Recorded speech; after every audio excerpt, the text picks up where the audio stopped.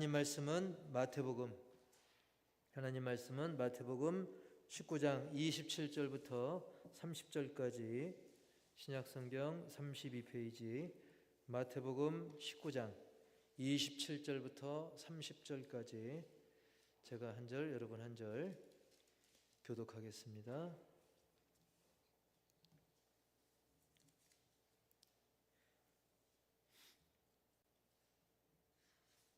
이에 베드로가 대답하여 이르되 보소서 우리가 모든 것을 버리고 주를 따라싸운데 그런즉 우리가 무엇을 얻으리이까?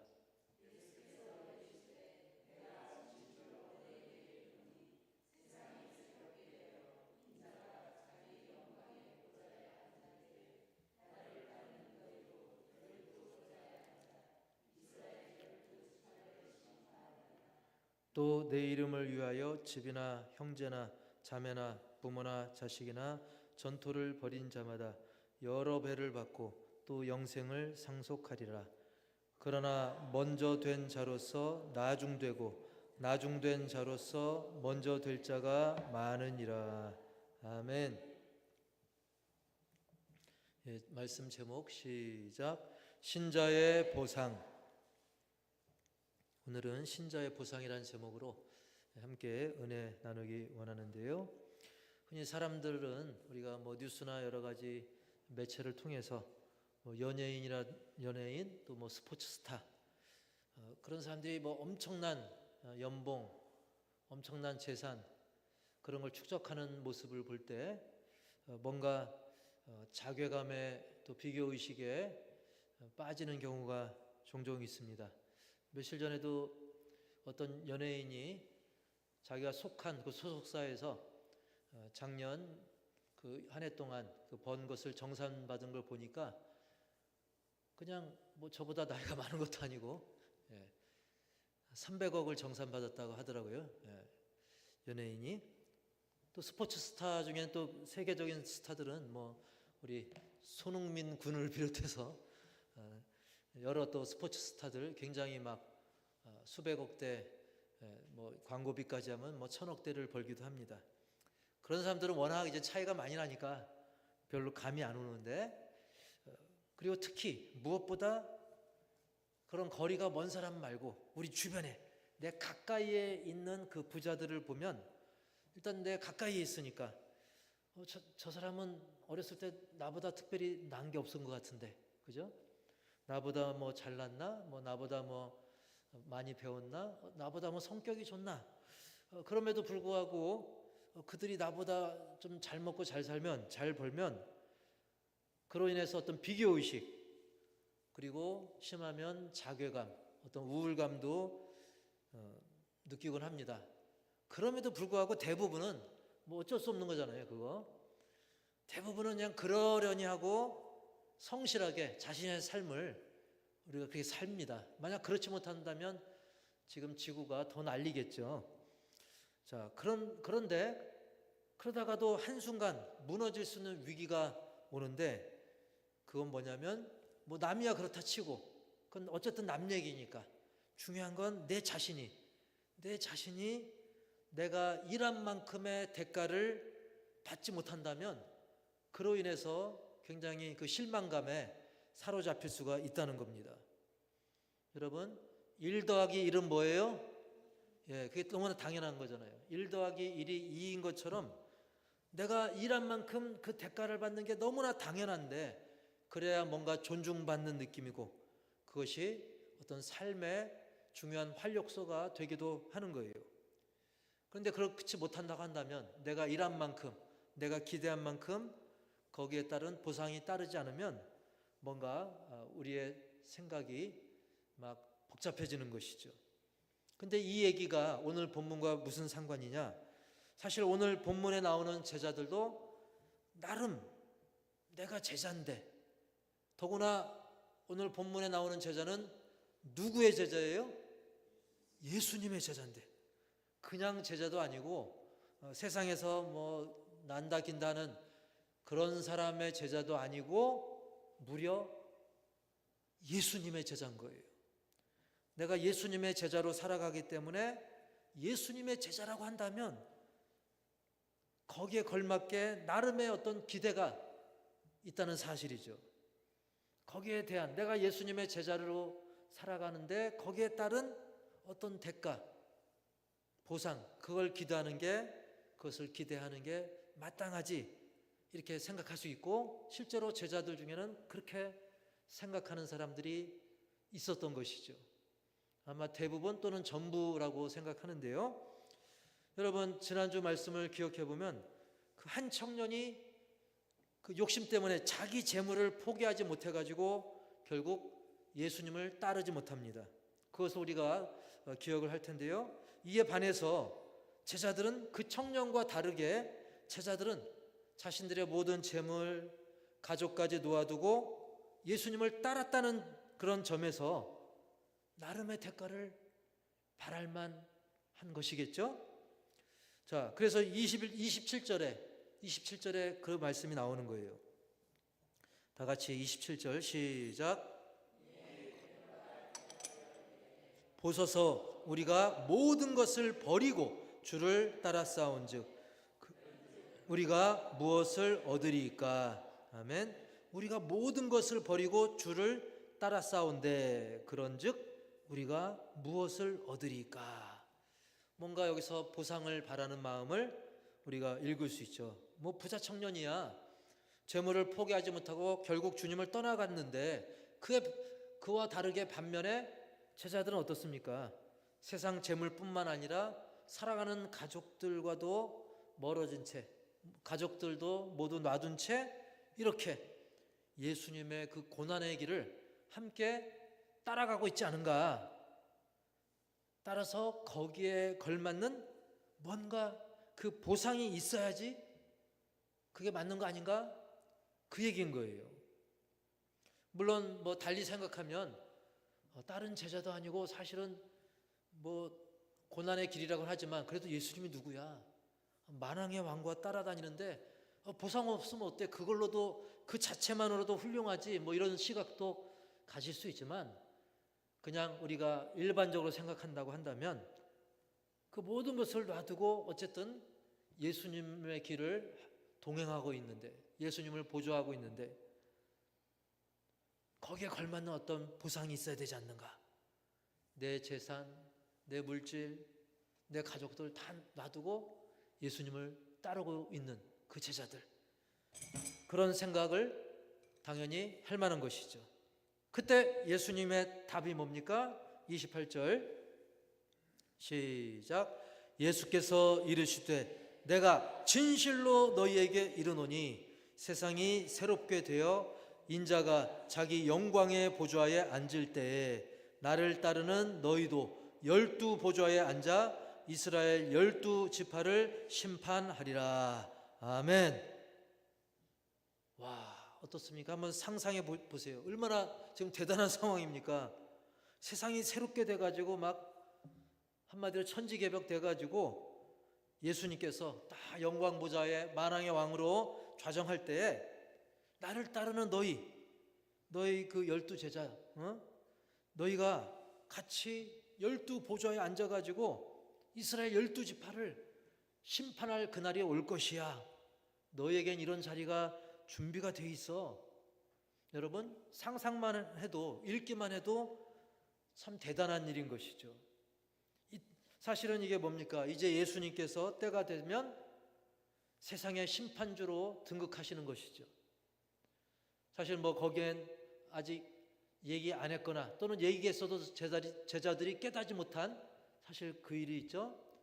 잡히시고 매 맞고 십자가에 못 박혀 죽으시고 부활하시고 하늘 보좌 우편에 앉아 계시고 또 때가 돼서 다시 재림하시고 그런 과정이 있는데, 어쨌든 그 예수님의 그 하나님 보좌 우편에서 이 통치가 있을 때 12제자들도 예수님 옆에서 세상을 심판하는 일에 숟가락 얹는다는 거예요.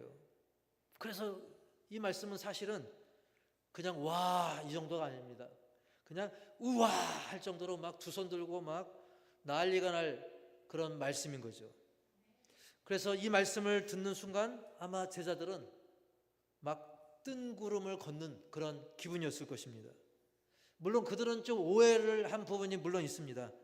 자, 예수님께서는 이제 죽으시고 부활하시고 세상 말세 심판주로 재림하시고 이런 모든 장면을 이제 종합해서 말씀하신 것인데, 제자들은 어떻게 오해하냐면 당시에 막 로마의 압제 가운데 있으니까 예수님께서 이제 곧 혁명을 일으켜 가지고 권력을 쟁취할 때 우리도 이제 한 자리 차지하겠구나, 어떤 육적인 차원, 그런 세속적인 차원을 그들은 가졌던 것이죠.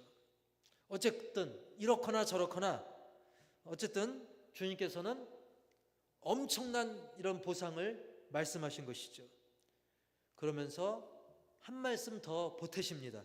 29절 시작. 또 내 이름을 위하여 집이나 형제나 자매나 부모나 자식이나 전토를 벌인 자마다 여러 배를 받고 또 영생을 상속하리라. 아멘.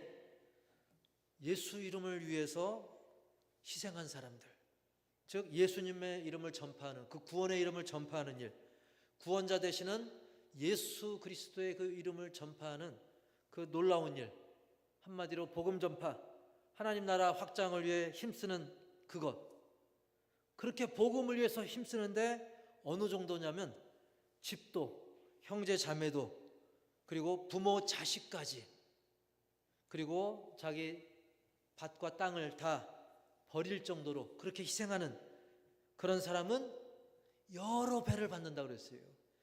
사실 원어로 들어가 보면 이거는 원래는 100배를 말합니다. 이 100배는 그만큼 엄청나다는 거예요. 차고 넘칠 정도의 복을 말하는 겁니다. 그만큼 풍성하게 차고 넘치는 복을 누리게 된다는 말씀인 거예요. 주의 복음을 전하기 위해서 이렇게 희생한 사람들, 그들은 이렇게 헤아릴 수 없는 완전한 풍성한 그런 복을 누릴 것, 게다가 마지막 부분에 29절 마지막 부분에 여러 배를 받고, 즉 100배를 받고 꽉 차게 받고 넘치게 받고, 거기에다가 또 뭘 상속하리라? 영생을 상속하리라. 할렐루야. 영생을 상속하리라. 영생을 상속하리라. 물론 여러 배를 받고도 아멘이지만 또 영생을 상속하리라 해서는 정말 100배 아멘인 줄 믿습니다. 여러분, 복 중의 복은 바로 여러 배를 받는 복보다 더 큰 복, 영생을 상속하는, 영생을 누리는 그 복이 비교할 수 없는 복인 줄 믿습니다. 그렇습니다. 예수님께서는 이렇게 여기서 두 가지의 복을 말씀하셨죠. 여러 배의 복, 이것은 우리가 이 생에서 받는 물질의 복, 외적인 복입니다. 뭐 건강하고 장수하고 그 다음에 물질의 여러 가지 풍성한 복을 받는 것이죠. 물론 우리가 그 복을 받을 때는 핍박과 겸해서 받습니다. 마가복음 10장 30절 시작. 현세에 있어 집과 형제와 자매와 어머니와 자식과 전토를 100배나 받되 박해를 겸하여 받고 내세에 영생을 받지 못할 자가 없느니라. 아멘. 받긴 받는데 가시가 있다는 거예요. 신자로서 사실 우리가 말씀대로 살려면 고난이 있을 수밖에 있어요, 없어요? 있죠. 고난이 반드시 있습니다. 실제로 뭐 겉으로는 막 세상 말로 멀쩡해 보이는 사람도 깊숙이 알고 보면 고민 없는 사람 없고 환난 핍박 없었던 사람 없습니다. 정말 안 그런 것 같은데도, 곱게 자란 것 같아도 다 나름의 그 가시가 있는 것이죠. 이 험한 세상에 공중권세 잡은 마귀가 역사하는 이 시대에 우리가 신자로서 말씀대로 살려면 아무리 부자라 할지라도 다 고난을 겸해서 받을 수밖에 없는 것이죠. 자, 이게 바로 여러 배의 복을 받는, 그 물질의 복을 받는 그 약속의 말씀입니다. 이 한 가지 복을 말씀하셨고, 또 두 번째 복은 좀 전에 말씀드린 대로 복 중의 복, 가장 큰 복, 영생의 복을 예수님은 말씀하셨죠. 사실 예수님 믿고 구원받은 것으로 하나님 나라를 내 유업으로 물려받는다? 여러분, 이 영생의 복, 사실은 이 영생의 복을 받으면 다른 종류의 복, 뭐 수백 가지, 수천 가지, 물질의 복, 뭐 육신의 복, 그런 종류를 막 수백 가지, 수천 가지를 못 받는다 할지라도 영생의 복 그 한 가지 자체만으로도 다른 그 여러 배의 복을 충분히 덮고도 왕창만이 남는 것을 믿으시기 바랍니다. 그래도 기왕이면 무슨 치마라고, 기왕이면 이 두 가지 복을 다 풍성히 받기를 주님의 이름으로 축복합니다. 그러면서 예수님께서는 이제 말미에 30절에 한 말씀 또 더 얹으시죠. 시작. 그러나 먼저 된 자로서 나중되고 나중된 자로서 먼저 될 자가 많으니라. 아멘. 좋은 말씀 하셨습니다. 이렇게 여러 배의 복을 받고 그리고 영생의 복도 받게 되는, 그러나 먼저 된 자로서, 당연히 이렇게 지금은 막 예수님을 잘 따르는 것 같고 아멘 하면서 잘하는 것 같지만 나중에 뒤처지는 그런 사람이 있을 수 있다는 거예요. 거꾸로 나중된 자, 그런 줄 알았는데 나중에 오히려 먼저 될 자가 많다는 겁니다. 우리 뭐 삭개오라든지 뭐 바울이라든지 보면 나중에, 그죠? 늦게 출발한 그런 사람들도 먼저 되는 경우가 있지 않습니까? 자, 이런 경우가, 즉 먼저 된 자로서 나중되고 나중된 자로서 먼저 될 자가 적으니라 그랬어요? 많으니라 그랬어요? 많으니라. 요즘 세대를 보면 그걸 더 많이 느낍니다. 갈수록 참 이 믿음이, 참신앙이 위협받고 있는 시대. 그래서 일찍 믿었던 사람들이 다 그런 건 아니지만 상당수가 그 믿음을 잃어버리는 경우, 오히려 뒤늦게 믿은 사람이 먼저 믿은 사람을 추월하는 것 같은 그것을 우리가 오늘날 보지 않습니까?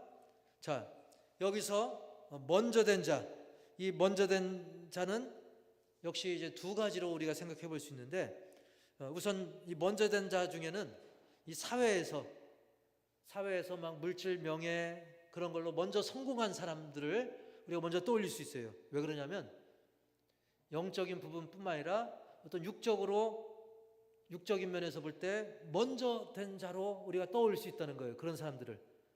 왜냐하면 당시 유대인들은 부와 명예를 복의 관점으로 하나님의 복을 받은 것으로 해석을 했어요. 왜냐하면 유대인들은 기본적으로 하나님을 믿으니까, 다 믿으니까. 우리나라에서는 달리 생각할 가능성도 많은데, 특히 유대 사회에서는 어떻습니까? 그 사람이 부자다, 명예가 높다, 아, 저 사람은 하나님 복 받은 거야. 그래서 전에 부자가 천국 가기 힘들다는 말씀을 그들은 잘 이해하지 못했어요. 부자는 하나님의 복을 많이 받았는데 왜 천국 못 가지?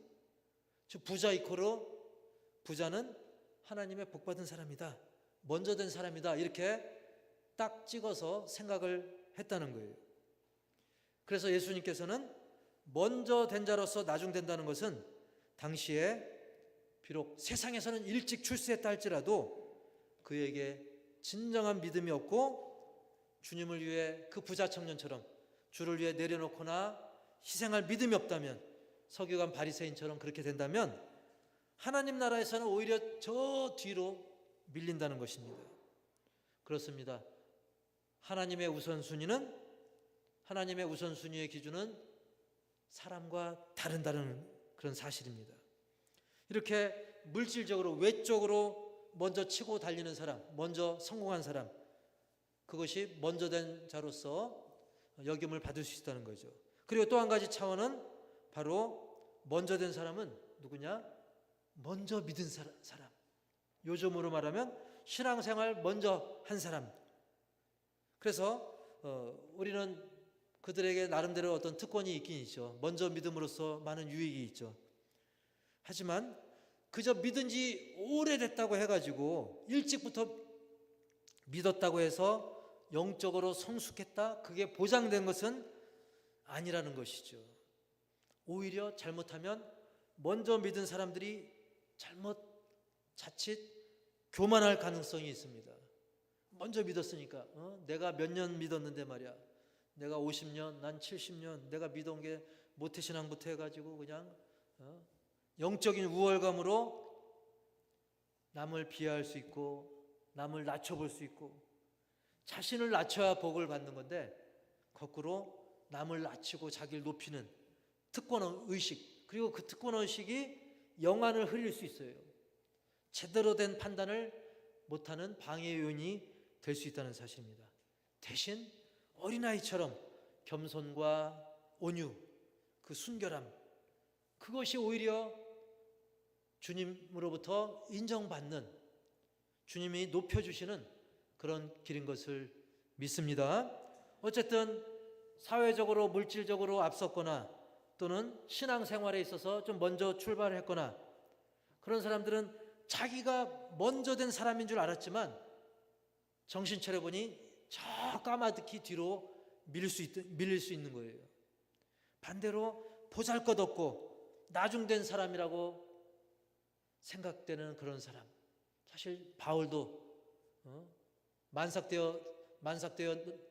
만삭되지 못한 채 칠삭동이 팔삭동이처럼 그런 부족한 사람, 그런 사람으로 스스로도 여겼지만 주님께서 어떻게 사용하실지 그건 아무도 모르는 것이죠. 그래서 나는 저 꼬레비입니다 그랬는데 주님께서 반대로 그 꼬레비 같은 사람을 맨 앞으로 이끌어 주실 수가 있다는 사실입니다. 그런 사람은 누구냐? 주님을 위해 자기 희생을 마다하지 않는 그런 사람인 것입니다. 그래서 예수님께서 저 뒤에 서 있는 그 사람을 발견하고는, 아니 너 왜 여기 있는 거야? 내 손 잡아라. 그래서 맨 앞자리로 끌고 가는 그 사람에게를 축복합니다. 주님이 이끌어 주시는, 주님이 잡아서 이끌어 주시는 거룩한 특별한 새치기가 되는 거예요. 보통 새치기는 좋은 거예요, 나쁜 거예요? 새치기 하면 박수 쳐줘야 되나요? 그렇지 않죠.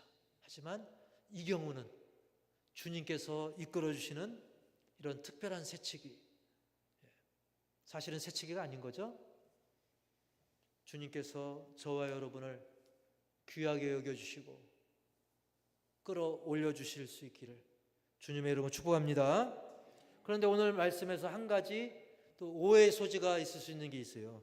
그 29절 말씀 내용 중에 한번 읽어볼까요? 시작. 또 내 이름을 위하여 집이나 형제나 자매나 부모나 자식이나 전토를 벌인 자마다. 여기서 보면 사실은 성경이 이거 불효막심을 막 조장하는 거 아닌가? 형제를 버려, 자매를 버려, 부모를 버려, 심지어 부모보다, 물론 부모님도 귀하지만 또 자기 자식 버리는 것은 또 더 어려운 것 중에 하나인데, 물론 사람에 따라 나는 자식 버리는 게 부모님 버리는 것보다 쉬워 이럴 사람들도 물론 있을 수 있겠지만, 어쨌든 누가 됐든지 성경이 이거 불효막심하고 이거 가정 파괴 아닌가, 그걸 조장하는 게 아닌가? 아닙니다, 여러분. 성경은 잘 아시다시피 모두 다 그 효도를 강조하고 있어요. 여러분, 십계명 중에 사람, 인간관계에 있어서 첫 번째 계명이 몇 번째 계명이에요? 예, 제5계명이죠. 그 5계명이 뭡니까? 내 부모를 공경하라. 쉽게 말하면 효도의 계명인 거예요. 인간관계의 첫 계명이 효도의 계명인 것처럼 성경은 효도를 굉장히 강조하고, 또 성경 말씀 읽다 보면 효에 대한 말씀이 많습니다. 그래서 보이는 부모를 공경하지 못하면서 어떻게 보이지 않는 하나님을 공경할 수 있는가? 그래서 형제자매를 사랑하지 못하면서 보이지 않는 하나님을 어떻게 사랑할 수 있는가? 성경은 부모님 사랑, 그리고 가족 사랑, 이웃 사랑, 심지어 원수까지 사랑하는, 이것을 강조하고 있기 때문에 오늘 저 29절 말씀은 인간관계를 뭐 함부로 해라 그 뜻이 아닌 것입니다. 그리고 신명기 27장 16절을 보면 시작. 그의 부모를 경홀히 여기는 자는 저주를 받을 것이라 할 것이요 모든 백성은 할지니라. 거기에 아멘 하라고까지 할 정도로 성경은 불효에 대해서 아주 심할 정도로 따끔하게 말씀하십니다. 이 구절 외에도 막 부모를 막 저주하거나 때리고 그런 사람들은 심지어 돌로 치라고까지, 오늘날로 말하면 그냥 사형인 거예요. 사형. 이렇게까지 효에 대해서 또 인간관계에 대해서 부모, 형제, 가족, 이웃들, 친척, 공동체에 대해서 성경만큼 강조하는 데는 없는 것이죠. 따라서 우리 믿음의 사람들이라면 불효의 죄에 대해서, 불효에 대해서 심각하게 생각하고 우리 모두가 부모님께 효도하고 자녀들을 사랑하고 형제자매를 사랑하고 이웃을 사랑하는 것이 마땅한 줄 믿습니다. 더 실천하시기 바랍니다.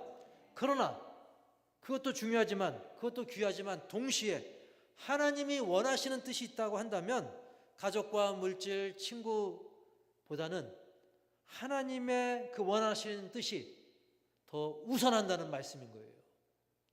즉 이것도 귀한데 하나님은 더 귀하다는 거예요. 이건 굳이 얘기 안 해도 너무 당연한 거지 않습니까?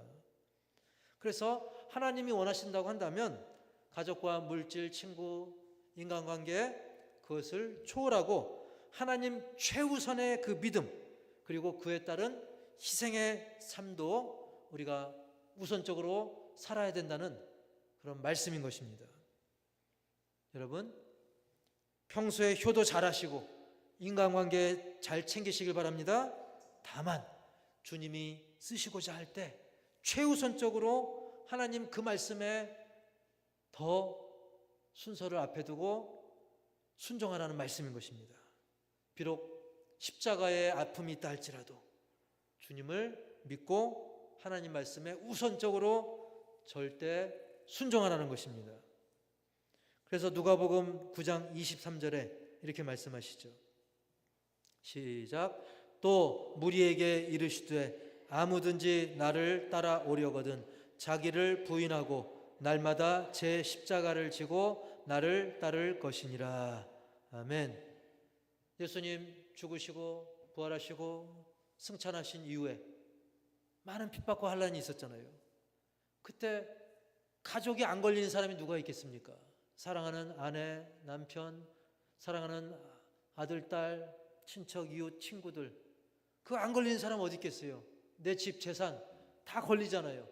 근데도 하나님을 따르는 것이 우선이기 때문에 거기에 우선순위를 뒀다는 겁니다. 여러분, 아브라함을 왜 믿음의 조상이라고 합니까?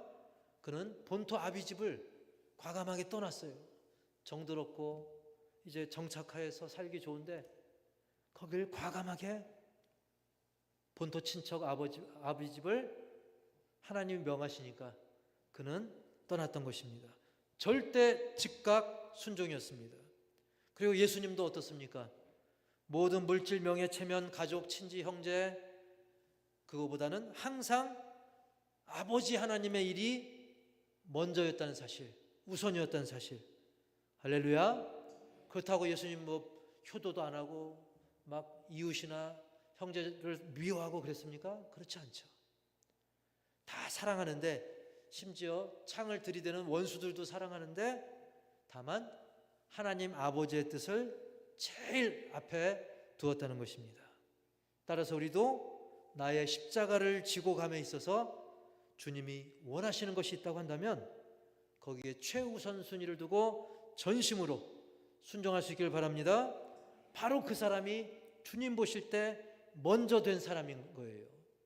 단순히 여러 가지 외적인 형편이 좋다고 해서, 또는 일찍 신앙생활을 했다고 해서 그게 아니라 바로 자기를 부인하고 날마다 자기 십자가를 지고 우선순위를 주님께 두고 순종하는 사람이 예수님 보실 때 먼저 된 사람, 여러분이 그 사람에게 축복합니다.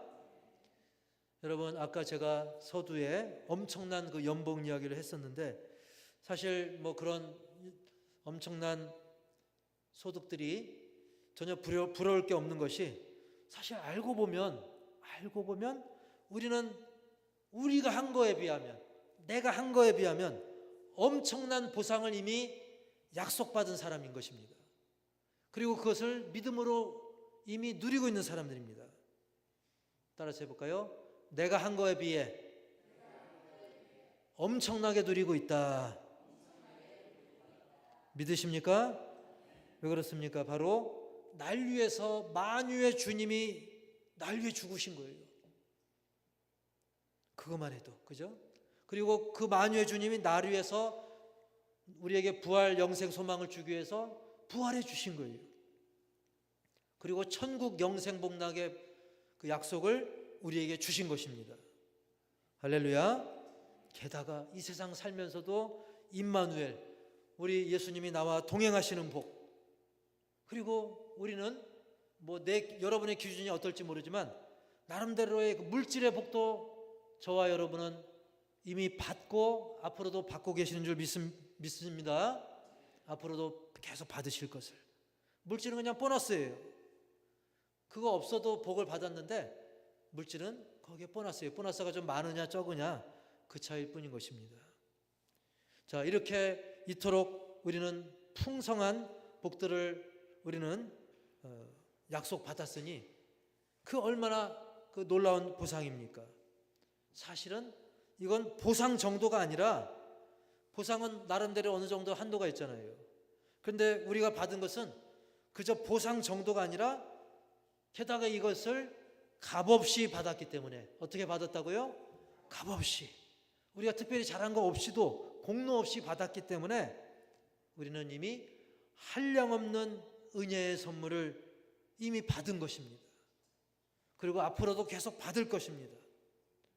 그러므로 우리는 그 사랑, 그 은혜를 잊지 마시고 이미 받으신 복, 그리고 지금 받고 있는 복, 그리고 계속 받으실 복을 감사와 믿음으로 풍성히 누리고 증거하는, 전파하는 우리 모두 예수님의 제자의 삶을 사시기를 주님의 이름으로 간절히 축복합니다.